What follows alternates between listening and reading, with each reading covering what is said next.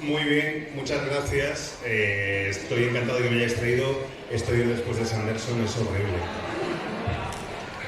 Escritor e ilustrador, dramaturgo de varias adaptaciones teatrales a sus espaldas. Me gustaría hacerle una pregunta para que lo empecemos a conocer, para darnos una pincelada de quién es, de qué es lo que le gusta, de qué trata de hacer. Y es una pregunta que suele poner un compromiso a los autores y que por eso me gusta hacer, claro. ¿Con qué libro o libros tendría Edo Arcadi del pasado una conversación interesante para formarse como escritor, pero más importante, cuáles serían los que elegiría para formarse como ser humano?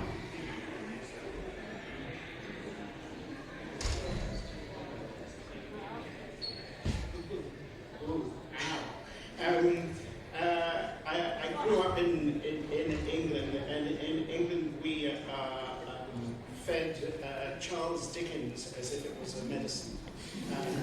And so some people like it and some people don't like it. I was given Charles Dickens as a young person, and it extended my imagination, and everything about it seemed really thrilling. But the second book, I would say, I keep coming back to again and again. It's also Victorian. It's called London Labour and the London Poor, and it's contemporary interviews with people from that era who are working in the sewers, who are working on the Thames, who are working with killing rats, who are working with Punch and Judy puppets, and suddenly the world comes alive then. For example, there's an interview with a doll's eye maker, and in Victorian times, dolls' eyes were all blue. All of them. Oops. Because Queen Victoria's eyes were blue. And so suddenly the world comes open to you, and so it's like an entry into the past. Yo crecí en Inglaterra, y en Inglaterra te dan de pequeño a Charles Dickens como si fuera jarabe. Hay una gente a la que le gusta y hay otra gente a la que no. Pero a mí me encantó, me parecía absolutamente genial.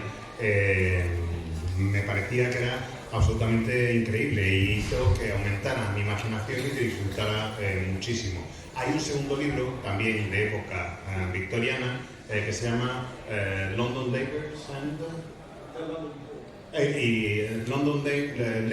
the London Poor, o sea, los trabajos de Londres y los pobres o las clases bajas de Londres. Allí te cuentan y te describen un montón de profesiones distintas de la época victoriana. Tienes pues desde gente que trabaja en las alcantarillas, gente que son macarratas, gente que opera las marionetas de las obras de teatro de Punch and Judy, que son unas obras tradicionales de Inglaterra, incluso gente que se dedica a hacer ojos de muñecas. Y hacen ojos de muñecas porque todas las muñecas en la época victoriana tenían los ojos azules. Y si tienen los ojos azules es porque la reina Victoria tenía los ojos azules. Así que me pareció absolutamente alucinante el ver que el color de los ojos de las muñecas en la época victoriana era el mismo color que el de los ojos de la reina. I would also like to add, and this question was about what books influence, what are the most important books in your life. And for me, also fairy tales are the most important thing. Going back to fairy tales, I teach creative writing at a university in America, and one of the things that I teach is fairy tales. It's the truth of the human beings. They're dangerous tales. They're about what it is to be a human being and how to survive. They're not pretty. They're dirty and strange and full of danger, and they are, I think they're just essential reading for everybody. It's who we are. They have survived for thousands of years, and they will outlive all humanity. Me gustaría añadir también otro tipo de obra y de libro. Son los cuentos de hadas. Yo doy clase en Estados Unidos y me centro muchísimo en mis clases en hablar de cuentos de hadas, porque me parece que reflejan muchas de las verdades del ser humano, las verdades que son absolutamente necesarias para nuestra supervivencia. Normalmente los cuentos de hadas son cuentos sucios, extraños, llenos de peligros, pero que al mismo tiempo nos dan enseñanzas y que son cruciales para desarrollarnos como seres humanos y para todos. Hablando hablando de cosas sucias y extrañas, pasamos a hablar de sus novelas.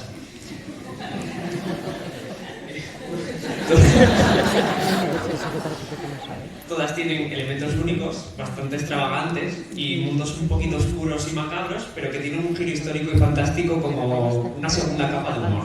¿Qué te atrae de estos temas y escenarios para hacerlos siempre parte de tus obras?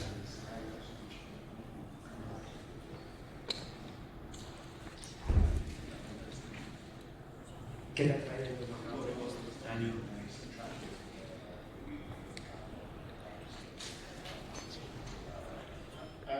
I feel I have no choice. If I try to write something beautiful and lovely, it will turn dirty and not so attractive. But for me, the sense of humour is always important. But it's also the mixture of the extraordinary and the ordinary all the time. Always the conversation between these two. Because it seems to me, when I started writing this book, I was looking at objects all around. The life of objects, how objects have different personalities. And I can remember looking at a bath plug, just an ordinary bath plug, and going, this is an amazing thing. Oh, a bath plug. Why are there not books about bath plugs being heroes? Why do people never write about bath plugs? And so this was sort of how it began. It becomes macabre, yes, but we could have a sort of disease of objects.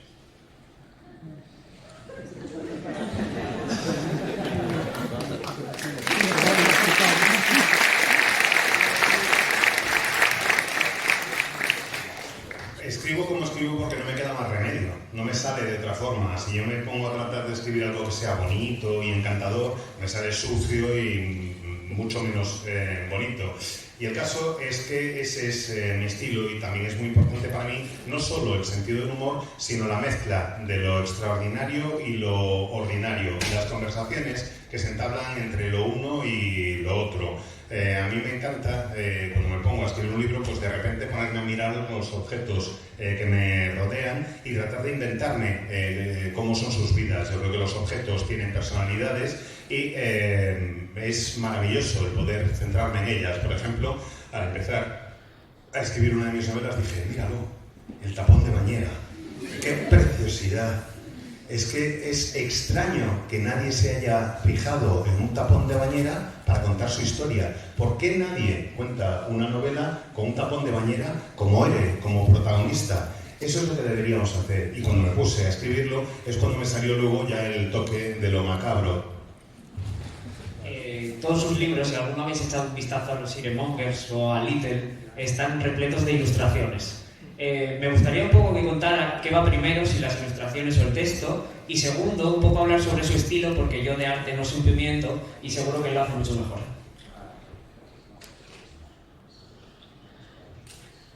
I always draw the characters I write about. If I can't see them, physically see them, I feel I don't know. And so one of the first things I do is get out a pencil and see who are you, what do you look like, and sometimes the drawings contradict the writing, and sometimes it's vice versa, so they have a sort of battle.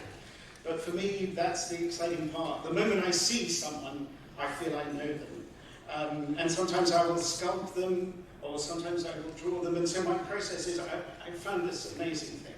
I found the perfect pencil in all the world. The best pencil, and it's called a Tombow B. It's made in Japan.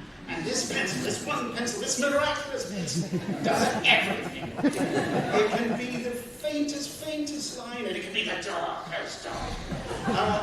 And so for me, I do both. If I come, writers are always looking for ways not to write. This is part of our life. How do I not write today? And so for me, that escape is drawing. And I can pretend it's still part of the writing process.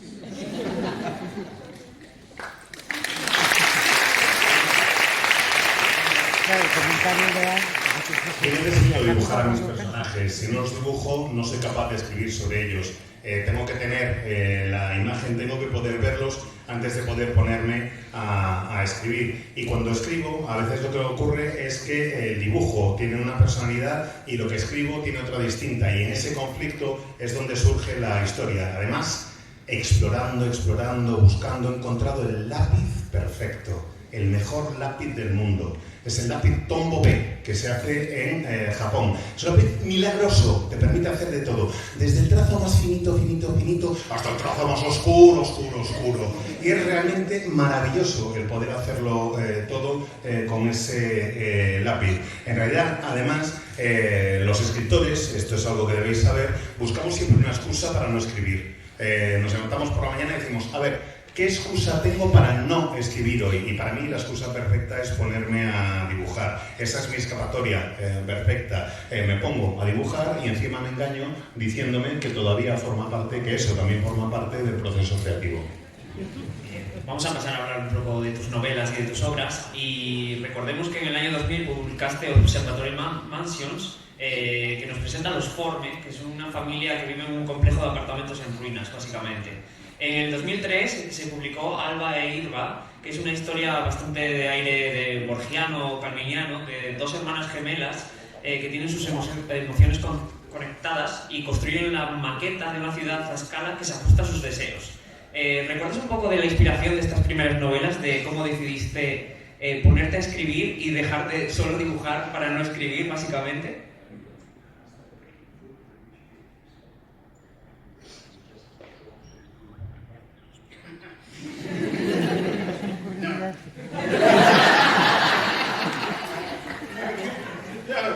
No, just to write more and to draw more and to never stop. Talking about the sort of link between the books and with all my books, I grew up in a Tudor manor house in England that was the tiniest part of the divorce settlement between Henry VIII and Anne of Cleves. And this house was sort of hunched back and talking. It talked all the time, as if it had verbal diarrhea. So this part would talk to this part, would talk to this part. The whole house is endlessly talking. And underneath the house, it was built on the foundations of a Saxon hall. And so all history seemed to me was alive in this one place. And during World War I, it was a convalescence hospital. And so this one building has influenced me more than anything else in my life. And I still dream about it. My parents no longer live there. But so I remember living in the attic during the summers, and you would go up into the attic, and it would go the stairs, you know, like good old stairs making a lot of noise. And then about 15 minutes later, it would creak back, as if someone was coming up the stairs. And it always terrified me, and I always loved it, and I miss that house. And that house is everything to me in my work. In fact, I think I'm always trying to get back there. No. Lo que me encantaría es poder ponerme a escribir y a dibujar y no parar jamás. Creo que el vínculo que existe entre todos mis libros tiene que ver con la casa en la que yo crecí. Crecí en una pequeña mansión cheddar que formaba parte, una parte minúscula, del acuerdo de divorcio entre Anne Cliff y Enrique VIII. Y era una casa que tenía chepa, era una casa jorobada, en la que las distintas partes de la casa estaban charlando todo el rato entre sí, mantenían conversaciones incesantes, no se callaban de ninguna de las maneras. Encima estaba construida sobre un antiguo asentamiento sajón. Durante la Primera Guerra Mundial había sido un hospital de campaña, y ese edificio ha sido la mayor influencia que yo he tenido sobre mí en mi vida. En verano yo subía las escaleras para ir al fallado, al trastero, y al subir las escaleras Iba subiendo y iba haciendo... Y entonces llegaba allí, me ponía en ese trastero arriba, en el piso de arriba del todo, y al cabo de 15 minutos volvía a oír... como si hubiera alguien que estuviera subiendo las escaleras también, cuando no había nadie más. A mí me resultaba al mismo tiempo esa sensación aterradora y fascinante, y es la que trato de recuperar aún a día de hoy en mi obra. Casi 11 años después llegaría la trilogía de los Iremongers, que en España publica Blacky Books y solo tenemos los 2 primeros publicados, que para mí sería como un hijo bastardo entre la trilogía Gormenghast de Mervyn Peake y Un mundo de Tim Burton pasado por un filtro de humor británico bastante extraño. Cada miembro de la familia, como decía antes, que fue la novela que a mí me enamoró, por supuesto, tiene asociado una especie de objeto. Pero lo que me gustaría saber es qué inspiró, aparte de esa placa de baño de la que habló antes, el mundo de los Iremongers y su singular relación con los objetos.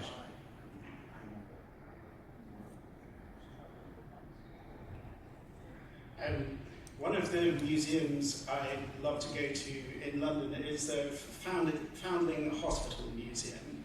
And in that museum there are objects left by mothers giving up their child. It's invariably the mother giving up their child, and when they gave up their child they left an object, a small object, as proof of their existence, of who they came from. And that object might be a thimble, it might be the label of a gin bottle, it's all the woman had on her person. And all these objects are kept in this museum. And they are so moving, and they are proof. These objects have life. They feel incredibly alive and heartbreaking. They tell a story of a mother and a child. Mother was forced to give up the child. The child's only proof of their former existence are these objects. And for me, I was so moved by them. And in Florence, in Italy, they have a similar museum to a foundling hospital, but there they guillotine the objects in half. And half was given to the mother, and half remained with the child in the hope, it sounds very like Dickens, doesn't it? In the hope that these objects would one day be reunited. Hay un museo que me encanta en Londres, que es el Foundling Museum, que sería como el museo de los objetos abandonados o de los objetos dejados, si queréis. Básicamente se llama así porque es un museo en el que se recogen los objetos que dejaban las madres, porque indefectiblemente acababan siendo siempre las madres, cuando dejaban a sus hijos o sus hijas en adopción, cuando los entregaban porque no podían cuidarlos. Normalmente a cada bebé le acompañaba un pequeño objeto que era una prueba de la existencia de su madre. Ese pequeño objeto podía ser desde un dedal hasta la etiqueta de una botella de ginebra, básicamente lo que la madre llevara encima en ese momento. Y el museo es un museo absolutamente conmovedor, porque es un museo en el que cada uno de esos pequeños objetos es prueba de la existencia de una vida, prueba de que esa persona ha tenido una madre y de lo que deberían sentir las madres a tener que renunciar a sus bebés. La única prueba de que esos bebés habían tenido una existencia previa a que los entregaran en una institución. En Florencia hay otro museo semejante, también de estos objetos abandonados o de estos objetos dejados. Y en el caso de Florencia, los objetos los partían a la mitad. Están todos cortados a la mitad, con la esperanza, y sé que esto suena muy dickensiano, de que en algún momento esos dos objetos volvieran a ser uno, que se reunieran las dos mitades y con la esperanza de que las madres pudieran reencontrarse con sus hijos. En los Iremonger tenemos a dos protagonistas, que son Claude Iremonger y Lucy Pennant, que representan las dos clases, la pobreza y la aristocracia. El mundo es también una especie de comentario porque está asociado a la vida real. Es una especie de metacomentario sobre la revolución industrial y la fuerza trabajadora. Me gustaría saber cómo trabajaste ese equilibrio para que la novela lanzara entre lo entrañable y lo macabro, pero que también tuviera esa fuerza poderosa de comentario social.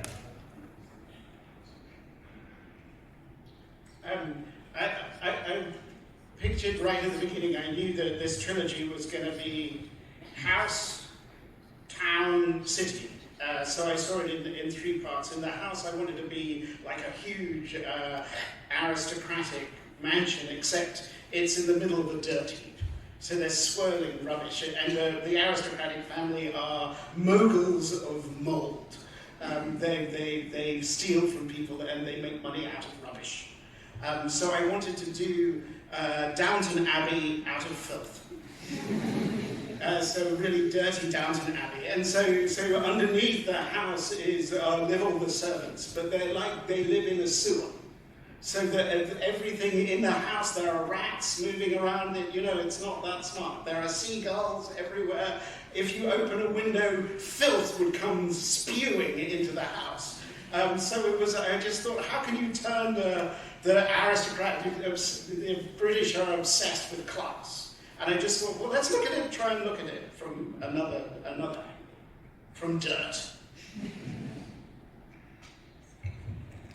Cuando empecé con la trilogía tenía claro que la progresión iba a ser casa, aldea o localidad pequeña, ciudad. La casa es una mansión aristocrática que está situada en mitad de un vertedero y los dueños son ricos, sí, pero son los dueños de los varones de la basura, si queréis.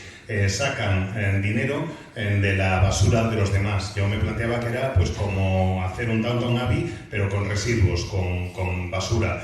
Encima, los sirvientes de la casa viven bajo ella en las alcantarillas y la casa está llena de ratas, hay gaviotas que la sobrevuelan. Si abres la ventana, la basura y la porquería tendrán a chorro. Entonces era como una cosa realmente curiosa, porque a los británicos hay en Gran Bretaña una obsesión con la clase social a la que perteneces. Yo pensé que se podía tratar de hacer un análisis de esa clase social, pero partiendo desde el punto de vista de la basura. Y en Blackie Books me han chivado que tienes algo que contarnos sobre London, la tercera parte, y que en teoría aquí vamos a revelar la fecha de salida.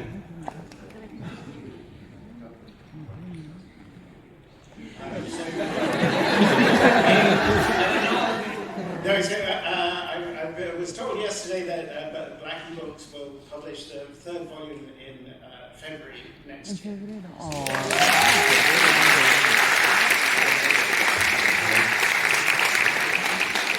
Febrero del año que viene. Y ahora, por supuesto, para abrir bocas, ¿qué nos puedes contar sobre London, que se viene en esa tercera parte? ¿Hacia dónde van Claude Firemonger y Lucy Penn? So, as I said, the house, town, city, I knew that I wanted the trilogy to end up in London proper. And it's not called London because this is the dirty ironmongers, they call it London, like London. So that's nice. I knew that I was going to, the whole trilogy had to end in the Houses of Parliament. On the day Queen Victoria came to open the Parliament for the new session, I knew that was going to happen. And I just thought, this is it. Oh, everything is coming towards this moment. All the characters will come towards this moment. And I conceived that years right before even setting a proper pen down to write the first story. But I didn't know. I knew all the characters would be coming into the House of Commons for the beginning of Parliament. And there would be the Queen, who hates the ironmongers. And I just didn't know who would live and who would die as everybody was coming together. And it was something that kept me alive as a writer, going, well, who's going to live? I don't know. Who's going to die? I don't know. Me? No, you can't die. You have to live. No, maybe you should die. Let's die. We're all going to die. I didn't know. I was just waiting to see what happened until everybody was together. And it was that keeping it alive to surprise myself. One of the things that you have to do as a writer is to keep not surprising your reader, but you have to surprise yourself. And you have to let the story take you where it wants to go. And so I left this ending open until I was actually inside the House of Commons with the ironmongers and with the Queen and with the parliamentarians and a lot of rats.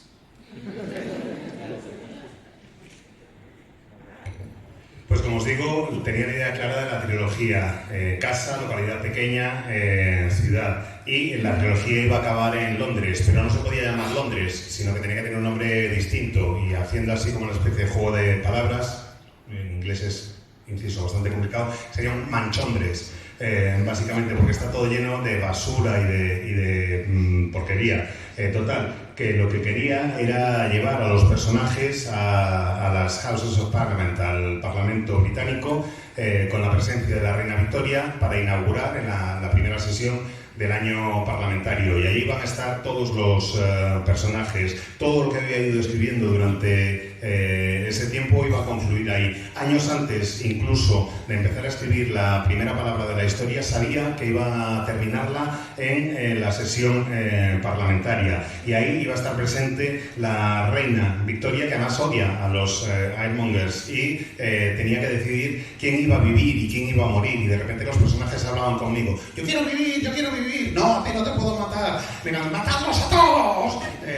Pero no sabía exactamente qué es lo que iba a ocurrir con cada uno de ellos. Simplemente esperaba tenerlos en esa situación final en las Houses of Parliament, en el Parlamento británico, antes de que empezara el año parlamentario, con todos los Ironmongers allí metidos y rodeados de un montonazo de ratas. Aunque es posterior, aquí en España leímos primero Little, que es la biografía ficticia de María Tussaudó, y he descubierto que Edward trabajó en el Museo Real de María Tussaudó. Entonces quería saber qué te atrajo, por supuesto, esta historia y por qué también es la que más años te llevó a escribir.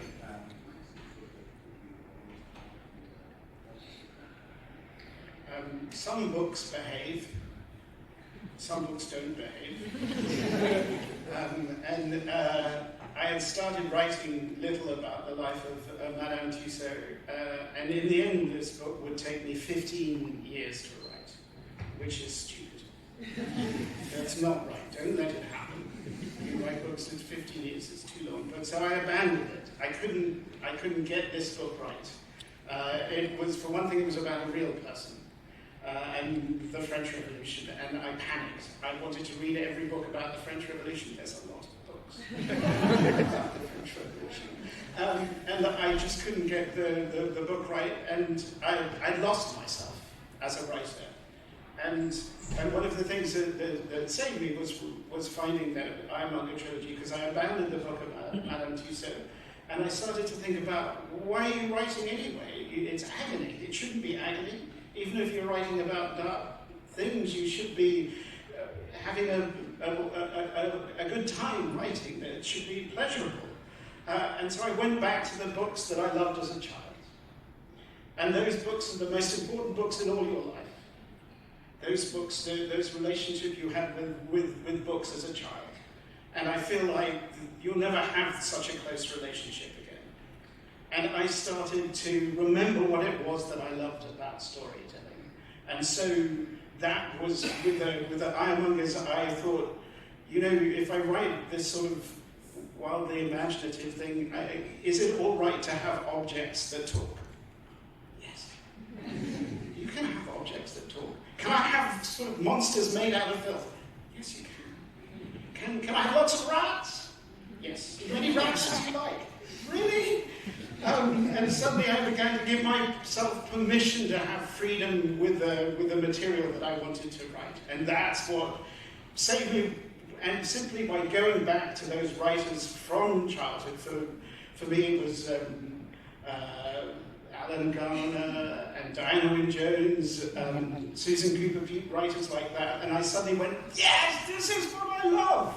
Where have I lost that love? And I wanted to find it.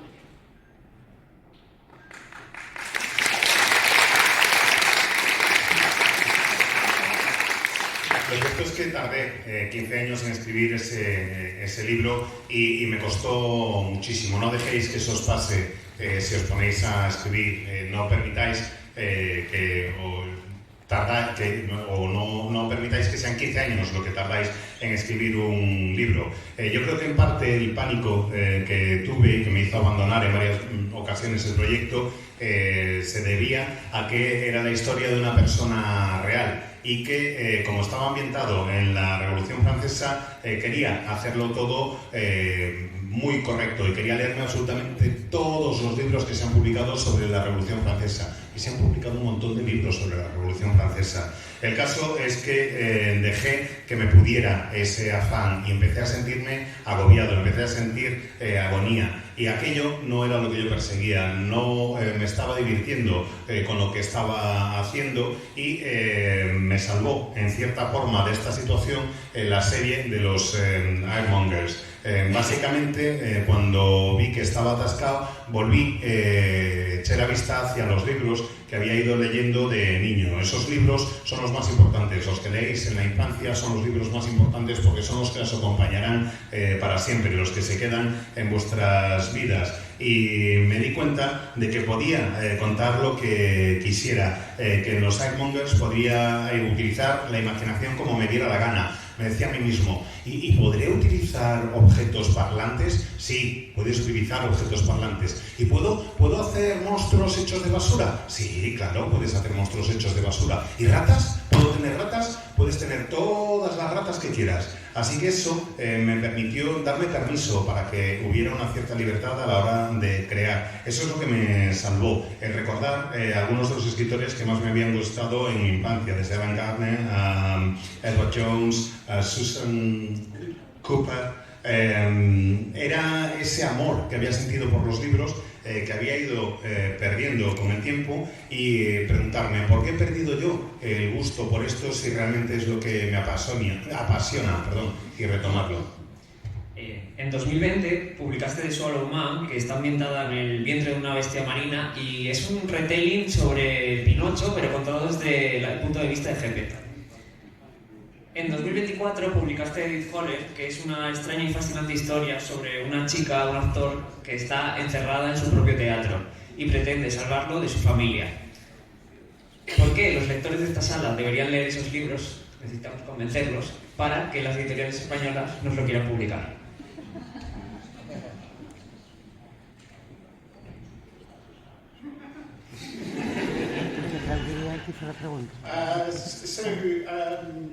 So Edith Holland is a story of a girl in 1901 in Victorian England, in the city of Norwich, which is a city in the east of England that I grew up in, who has a curse put on her as a child. She lives in the theatre, but she can never get out of the theatre. And it seems that her father, who's the actor manager of the theatre, is milking this curse to try and create an audience to come to it. But she's warned if she ever leaves the theatre, steps off the grounds of the theatre, she will die. But not only will she die, the theatre will collapse and be destroyed. And I wrote this novel during the pandemic, as all around England all the theatres in the world, of course, were shut, were dark. And that place, the theatre, that's this space, this room that can go anywhere, that can travel anywhere, that can be any place in the world, was shut off, as if imagination was gone, destroyed. And so I was thinking of England, where the politicians were closing down the theatres, and when you close them down, they're closed forever. And I feel that there is, in general, in our part of the world, there's a war against the humanities. As if the humanities don't matter. As if all of this is luxury. It's a necessity. The humanities tell us who we are, what we are. Without them, we are automata. And so I wanted to write about that. I write about the importance of stories about this character, this young girl who's made up of stories. She's only stories. She's fed stories. She's fed lies, magnificent lies, fairy tales as a child. And she doesn't know what's true and what isn't. But for me, it's a story about the importance of the arts for human beings. What are we without them? And also, when we're all dead, what survives? It's the arts.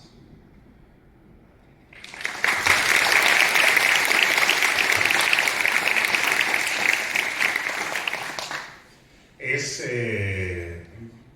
la historia de una chica que me recuerda a la ciudad en la que yo crecí, que me recuerda a la importancia que tenían las historias cuando yo era pequeño.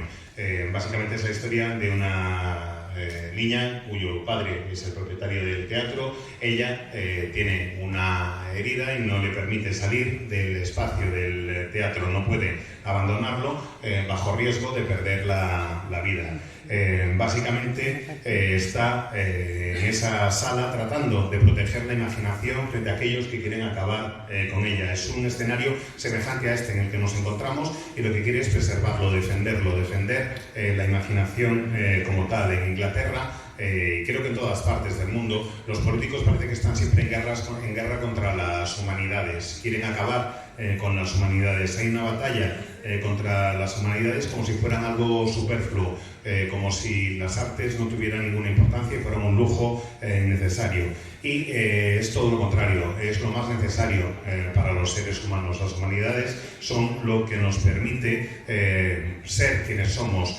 Sin humanidades seríamos autómatas, básicamente. Es la historia, la que cuento, de una chica hecha de historias, hecha de mentiras, hecha de cuentos, hecha de heridas, hecha de cuentos de hadas. Es alguien que se alimenta de ese tipo de maravillosas patrañas o mentiras, y es una historia acerca de la importancia de las humanidades y de las artes para los seres humanos, porque al final, una vez morimos, lo que nos sobreviven son las artes. Y quiero dejaros ahora un poco de tiempo por si queréis preguntar algo. Arriba esas manos. Hola, buenos días. Yo debo confesar que he conocido a esta autora a raíz de ver el plantel de autores para el Census y me he leído el primer volumen de Irene Monger en un par de días, me ha fascinado. Me ha recordado mucho a Edward Gorey, con quien también se parece mucho el nombre, y quería saber si era una de sus influencias.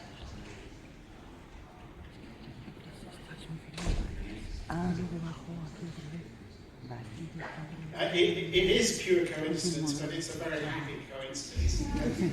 I love Edward Gorey very, very much. Sí, es pura casualidad, es una coincidencia, pero me encanta esa coincidencia porque adoro a Edward Gorey. ¿Alguien más? Yo tengo una.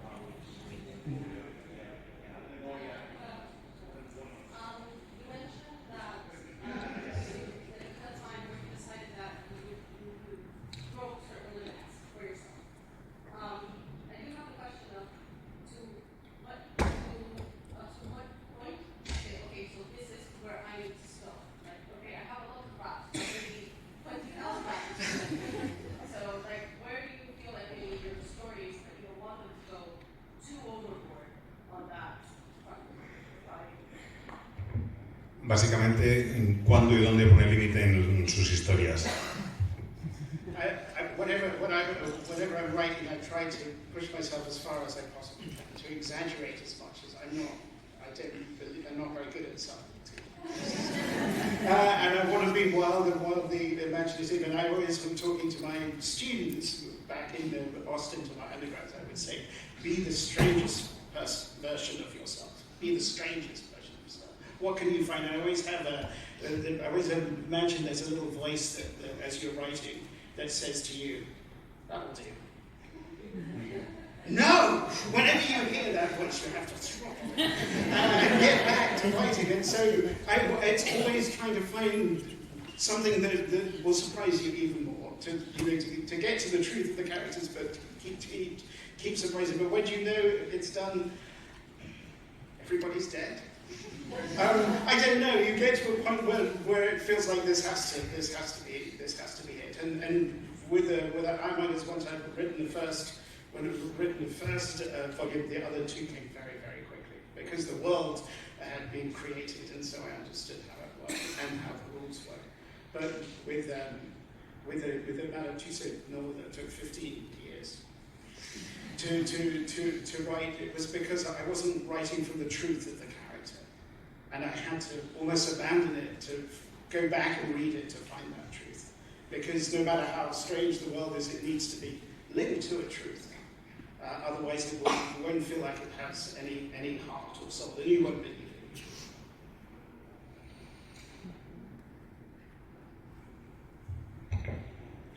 Pues siempre le digo a mis alumnos en las clases que doy que vayan todo lo lejos que puedan. Como veis, lo de la sutileza no es lo mío. Cuando de repente empiezas a plantearte, ¿me estaré pasando? ¿Esto es demasiado? Si esa vocecilla empieza a sonarte en la cabeza, lo que tienes que hacer es estrangularla y no dejar que respire. Esa voz tiene que desaparecer, tienes que dejar de hacerle caso y tienes que tratar de llegar lo más lejos que puedas. Seguir siempre sorprendiéndote a ti misma, pero hacerlo desde la verdad del personaje, porque si no lo haces desde la verdad del personaje estás muerta. En el caso de Ironmonger, el primer libro lo escribí muy rápido. Creé el mundo porque hablaba desde la verdad de los personajes y tenía claro hacia dónde iban y lo que me estaban contando. En el caso del libro de Madame Tussauds, bueno, pues 15 años tardé porque no hablaba desde la verdad del personaje. Tuve que estar a punto de abandonar el proyecto para encontrar esa verdad y dedicarme a ello. El mundo que creas en tu obra tiene que estar vinculado a una verdad para ti. No puedes querer, no puedes amar algo en lo que no crees. Vale, y me guardo la última pregunta para preguntarle en qué novela bellamente macabra estás trabajando ahora mismo. Era esa.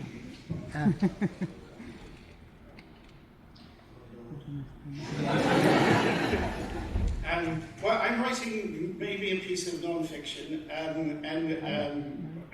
but also about moving home. I'm leaving America and going back to England after many, many years with my family. And one of the things that I've been doing before I go is exploring a place called the Harry Ransom Center, which is on the University of Texas at Austin campus.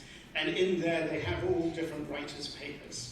And one of the things that they have is also objects from different writers. So, for example, it's amazing treasure because, for example, they have the socks in which Sir Arthur Conan Doyle died. No. So I've been in the Ransom Center drawing Arthur Conan Doyle's own socks, which his wife took off his body after he died because they were darned socks. They weren't in good condition, and she was embarrassed.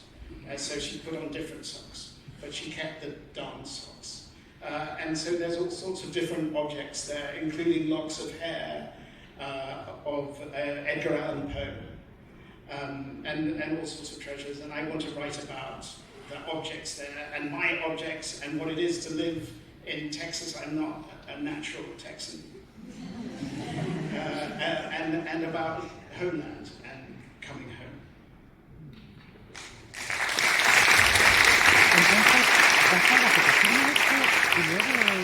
Estoy escribiendo un proyecto que tiene que ver con mi regreso al Reino Unido después de estar en Estados Unidos. El caso es que en Austin hay hay un museo de objetos peculiares de escritores y entre esos objetos, por ejemplo, están los calcetines que llevaba Sir Arthur Conan Doyle cuando murió. Y me di cuenta cuando estaba dibujándolos que eran unos calcetines con tomate, con agujero. Básicamente eran los calcetines que llevaba en el momento de su muerte y a su viuda le daba tanta vergüenza que fueran calcetines con tomate, con el agujero, que se los quitó y le puso unos nuevos en lugar de ponerse a zurcirlos.